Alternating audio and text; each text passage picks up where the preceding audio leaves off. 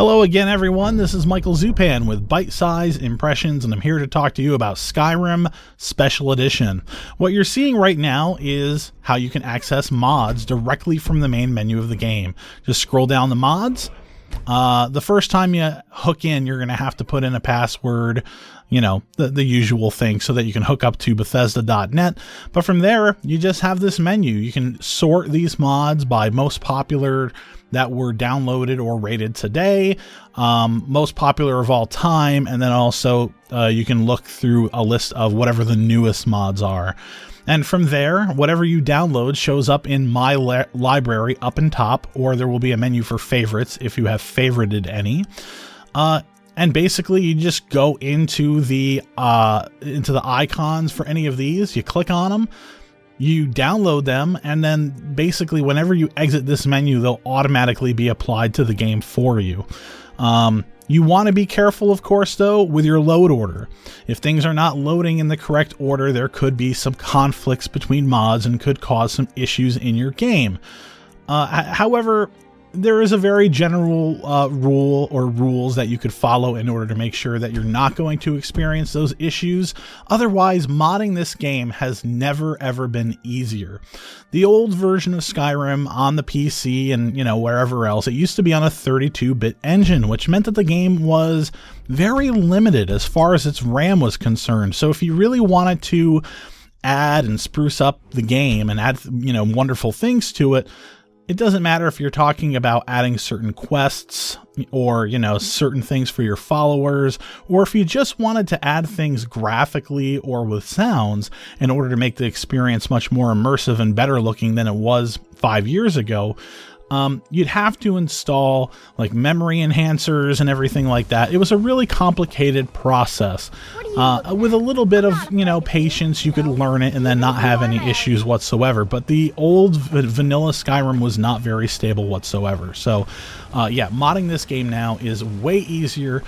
Most of the popular mods that most people had been using before are already integrated into Skyrim Special Edition through Bethesda.net. So, a lot of mod authors, all that they really have to do is take their old mods and run them through the brand new creation kit that was released for this version of the game, and that's it. So, for people who have not ever modded this game because they've been playing on consoles all this time, they can finally see what the fuss is all about. Of course, there's a lot of people out there that say, well, look at the screen right now. Look at this color filter. I changed the time of day so that you could see this. A lot of people look at this and they say, oh man, all that they did was add like a yellow or orange filter. Yeah, that's what I want to spend $60 of my hard-earned money on, an Instagram filter. That's not the case. It's only at specific times of day when the sun is going up or when the sun is going down. As you saw just moments ago, if it's in the middle of the day, it still looks like regular Skyrim, but the water is better, the lighting is better, the skybox is better, the draw distance is better, the shadows don't look blocky anymore like they used to, volumetric fog effects are way better, and you know, for the first time ever, this game is pretty much graphically the same across all versions that have been released between PC, PS4, and Xbox One. The only real difference, of course, is that this game can run at 60 frames per second on the PC.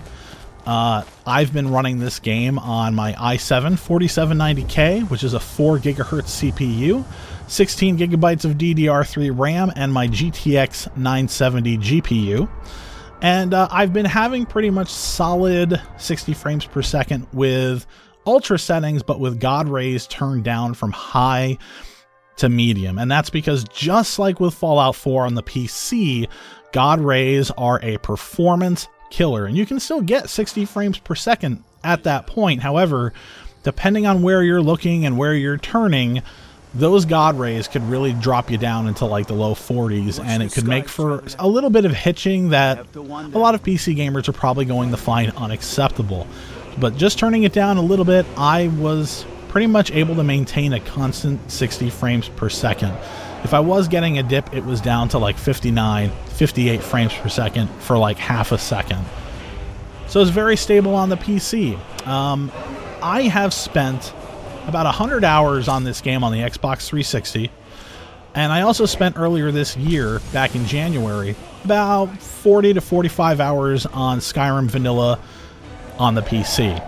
So with all that time invested into this game, I knew that there was still so many places in this world that I had not yet explored, so many different things that I had probably missed, and that I was going to, each time I played this game, going to have a different experience.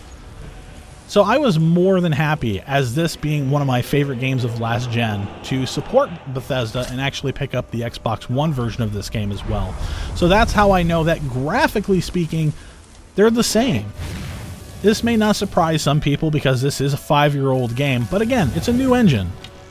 New engine, DirectX 11, new effects, you know, and it's a very, very stunning world. That's what keeps drawing me back to this game over and over and over again. I mean, look at this dragon fight. It's pretty cool shit. Right here, I'm just trying to figure out, because it's obvious that in River Run, he can't land anywhere without landing on a roof, and because I'm not really that great with a bow and arrow, I need to use my axe and shield in order to take this guy down. So I'm kind of running a little bit away from Riverwood to see if I can get him to land on the stone path. It's a little bit too narrow, though, I think, so I'm starting to back up, and I'm gonna go find a spot where maybe I can get him to land so I can actually tackle this guy. Anyway, yeah, so the only difference, again, is that it runs 30 frames per second on the consoles, where it runs a solid 60 on the PC. So console users, they're pretty much used to that, though, and it doesn't really have any jank when you're running around.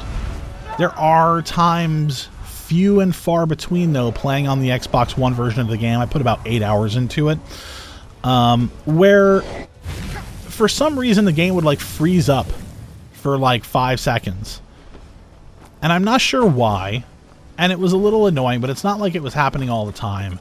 So it was kind of easy to forgive, and I'm hoping that's something that Bethesda can fix in the future with a patch. I'm sure that they probably will, because they have been working on patches already for this game. There are still some issues and everything, being that they have it running on a new engine and everything, so they're working on it.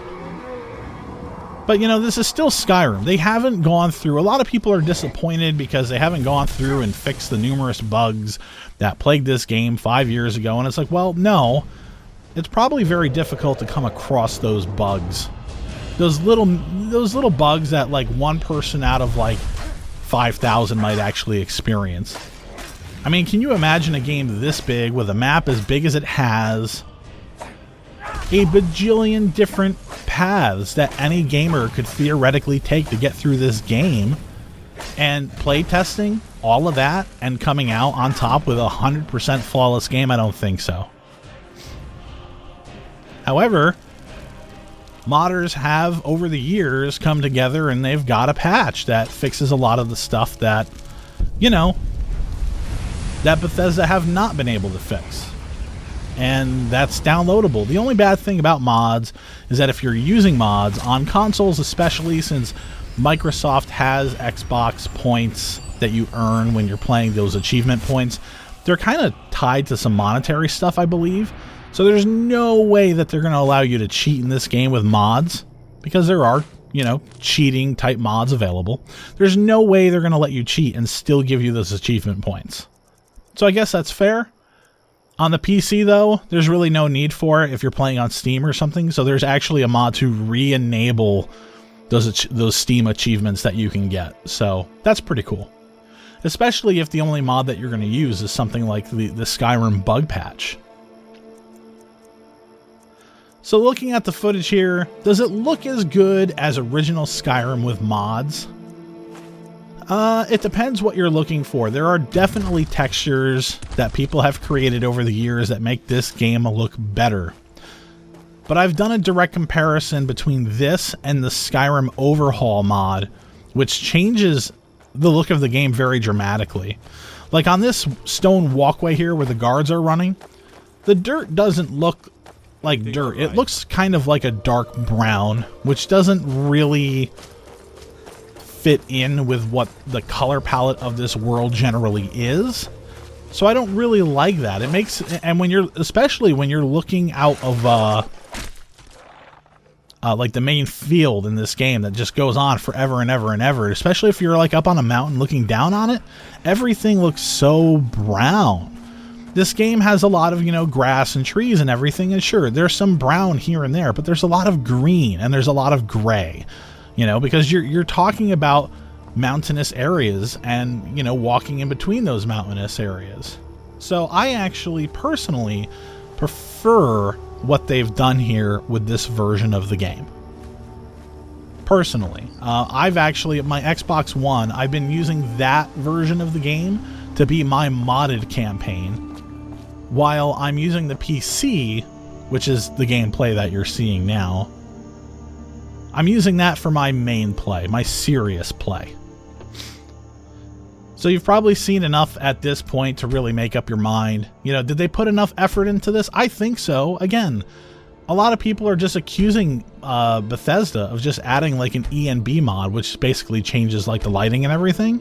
No, that's not what they've done. They've given this game a much more stable engine. It should be a modder's dream. You know, like that engine change alone is huge. The massive increase in the flora that you're seeing, in the plant life throughout the world, it just makes the world feel that much more realistic and immersive. And the water, oh, the water is gorgeous. As a matter of fact, I believe I'm about to take a little stroll to a nice, one of my favorite spots of water looking out in this game that you'll see in a moment. And it's one of the first like majorly beautiful sights in this game that you see early on, and it's fantastic. So take a second and take a look at that.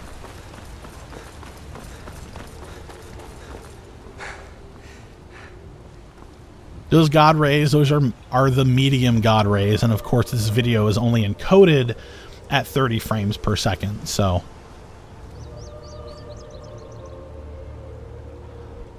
I believe I'm going to change up the time of day here too, so you can really see the light reflecting off of the better looking water that they've added into this game. And an interesting note too is that all the water in original Skyrim used to flow in the same direction. It used to be just a static, you know, layer of water that would run everywhere as long as it was able to be visible wherever it was.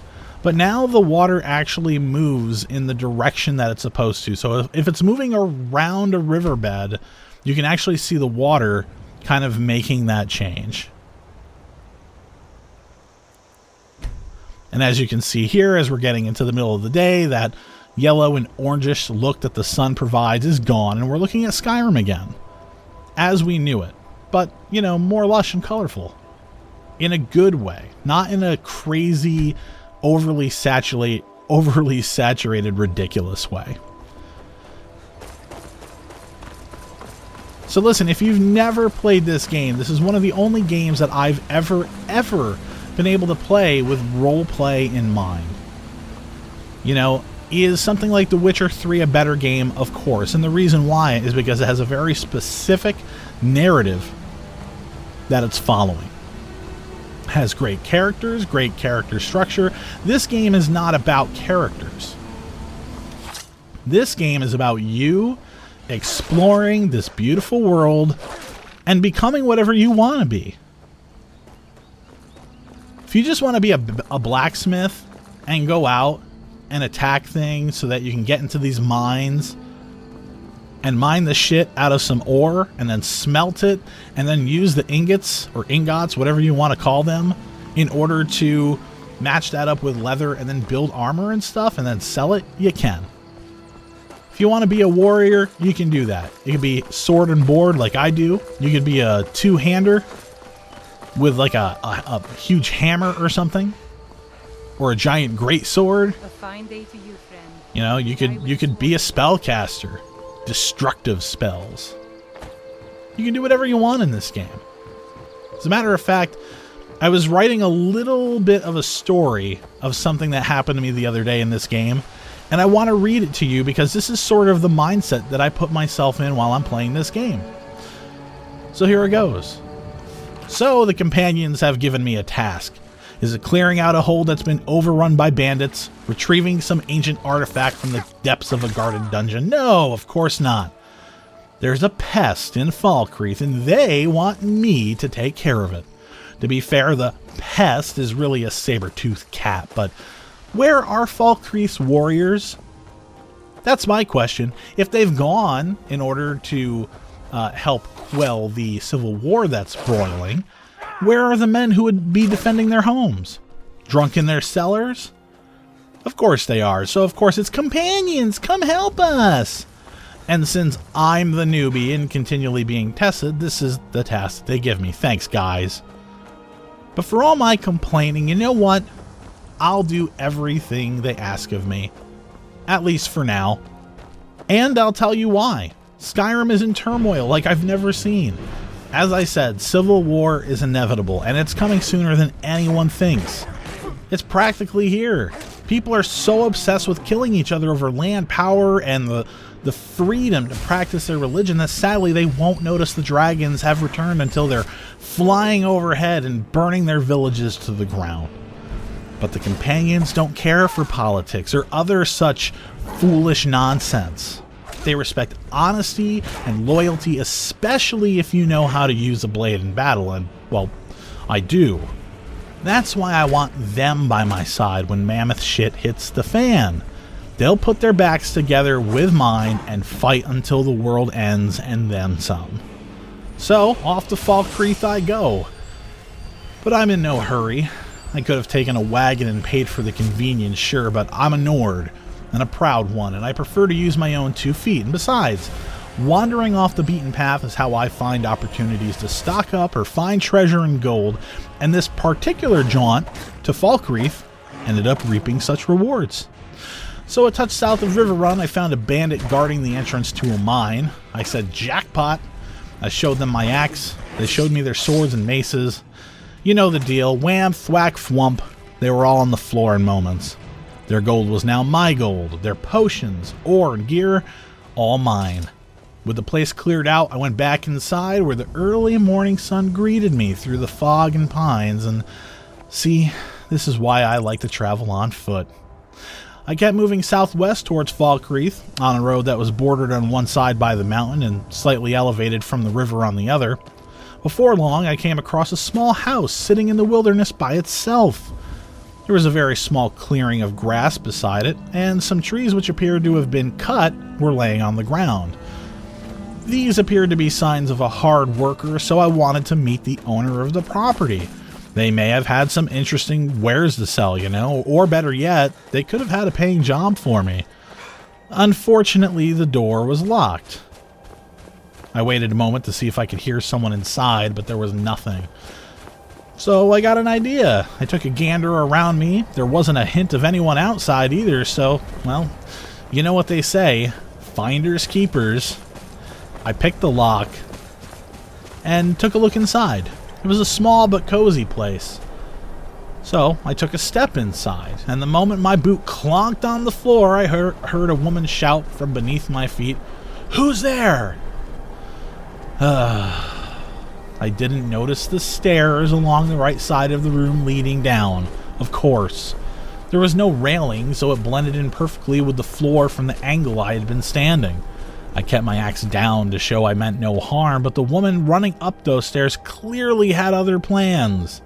She had a small one-handed sword with my name on it, but little did she know my axe had claimed many names. I don't know if she mistook me for a helpless wanderer or what, but she didn't leave herself enough time to even contemplate. So I bashed with my shield, and my axe did the rest. With her out of the way, I took a better look around the room, reassessed the situation. On a table along the left wall, there was a masculine set of armor. There was a horn helmet, and there were large chest, hand, and leg pieces. I figured these belonged to the owner of the house, and as a fellow warrior, I made a decision then and there that I wouldn't rob him. It may have been coincidence that I stumbled upon this place while the bandit was lurking inside. Maybe it was fate, I don't know. I'm not one to ponder that kind of crap, though. Either way, I was compelled to treat this man with respect. And with that in mind, I realized my job was not yet done. I had to check the basement. So I went downstairs, as quiet as my armor would allow, and nothing. The basement, furnished and just as cozy as the room above it, was empty. I spotted a letter sitting on the table to my right and decided to give it a read. It changed everything. It was a note from one bandit to another. And based on the few details provided, they've been running an operation out of this place for some time. The note ended with a cute little, "Oh, I left some wine behind the bookshelf panel for you." I now assume the owner of this house had been dead and for quite some time, so my impromptu robbery was back on. I robbed the bandits for everything they were worth, both upstairs and down, but before I left, decided to add that wine to my travel bag. But it was nowhere to be seen. But what was this? There was a button on the basement wall just next to the bookshelf. How curious. I gave it a push, not quite sure what to expect, and the bookcase swung wide open. Standing to the side, I saw a recess behind the bookshelf, and sure enough, I could see a little bucket on the floor with a couple of bottles of wine inside, just waiting to be plucked. As I moved myself in front of the recess where the bookshelf used to be, I realized this wasn't just some hole in the wall. No, this was a tunnel and went far below the surface. I forgot about the wine instantly. There was something down there. I didn't know what, but I was going to find out, and if it was valuable, it'd be mine. After readying my axe and shield, I descended until I came across a foggy, muggy cavern. I stood above it with a bridge before me. Staring over the ledge, I could see a chest, wooden wheel carts, and more. My mind raced with all the possibilities of what this place was hiding, but I had to put those thoughts on hold. 3 bandits charged across the bridge. I backed up until I was in the narrow tunnel again. If it was going to be 1-on-3, it was going to be on my terms. The tunnel acted strategically as a choke point, and down they went, one by one. And that's where my little writing on this piece comes to an end. So this is the mindset that I'm able to put myself in as I'm playing this game, because I am the adventurer, and no game has done this for me as well as Skyrim has. So if you need a reason to play this game, there it is. So hopefully you enjoyed this video. At least you have a look at what the game looks like on PC. See you next time, ladies and gentlemen. I'm on my way to Solitude to join the Legion. The United Empire is better for everyone.